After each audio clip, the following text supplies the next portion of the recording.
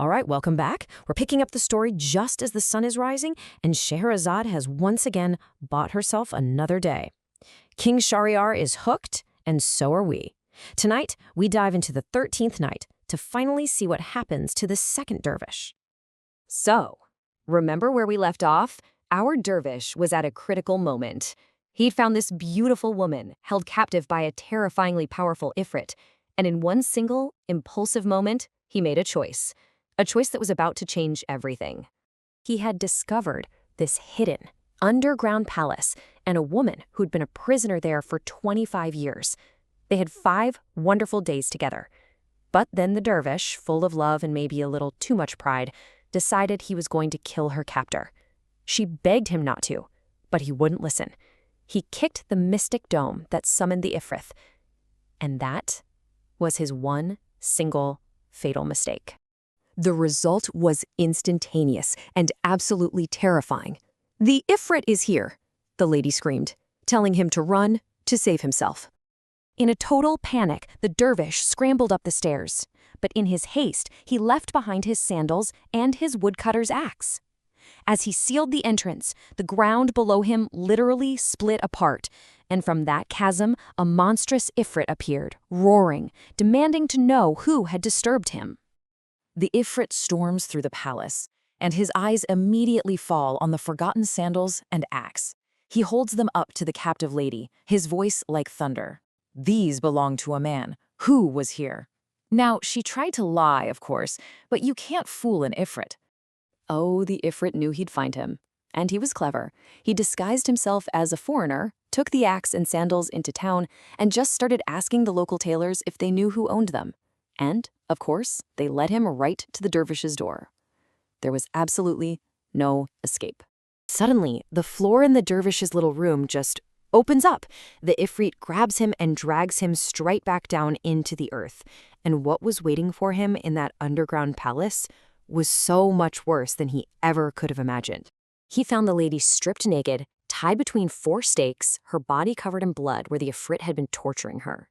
The Ifrit pointed to the dervish and sneered, "This is your lover, isn't it?" But even then, after all that pain, she looked at him and said, "I don't know him. I've never seen him before in my life." Her defiance just made the Ifrit even angrier, and he decided to play a twisted little game. He handed her a sword and ordered her, "Take this and strike his neck." But she just stood over the dervish and threw the sword down. So the Ifrit turned to him, offering the same deal. "You strike her neck and I'll set you free." But the dervish, looking at this woman who had just protected him, also threw down the sword.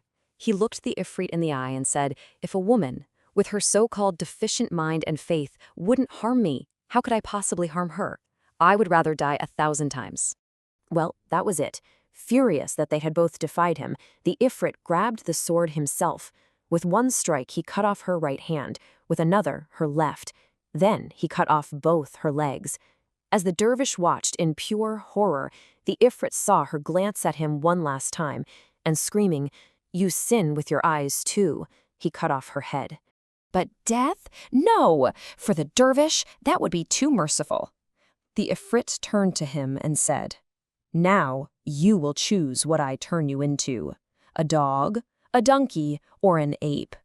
He pleaded for his life, but the Ifrit just laughed. "No mercy for you, but I'm not going to kill you." The Ifrit's revenge was methodical and chilling.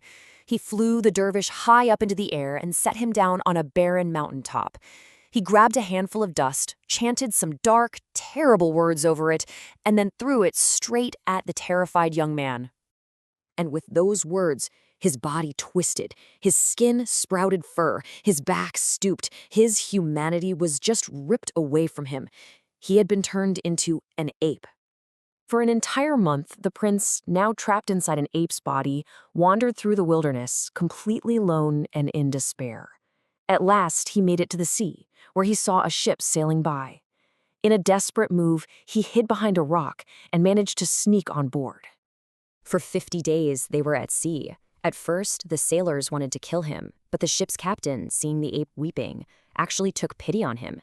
And the prince, whose human mind was still perfectly intact, served the captain, doing every task with a skill and intelligence that just blew the crew away.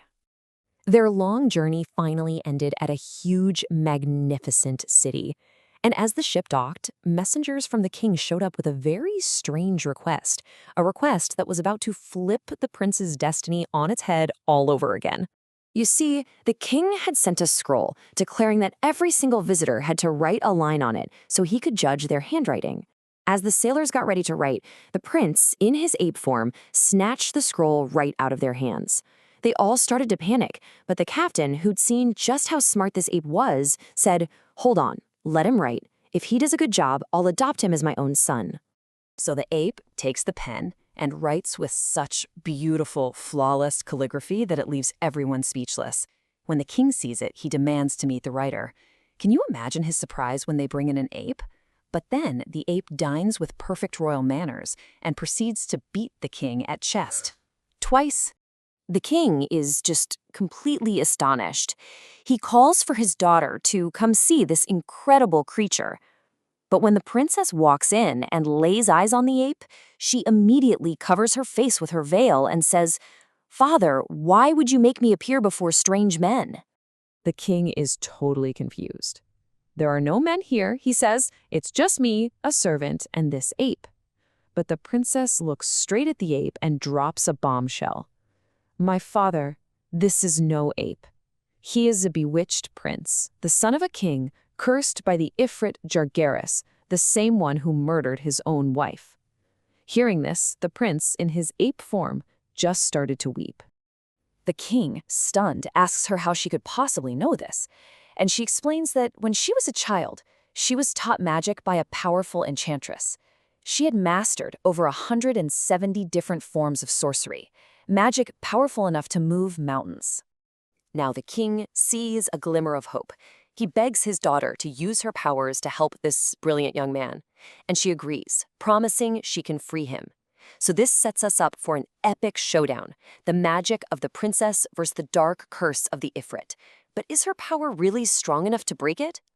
With absolute determination, the princess takes a knife. She walks to the middle of the marble floor and starts carving a large, intricate circle, getting ready for the magical battle of a lifetime. And right on that cliffhanger, Scheherazade sees the morning light and falls silent, leaving us to wonder if the prince will ever be human again.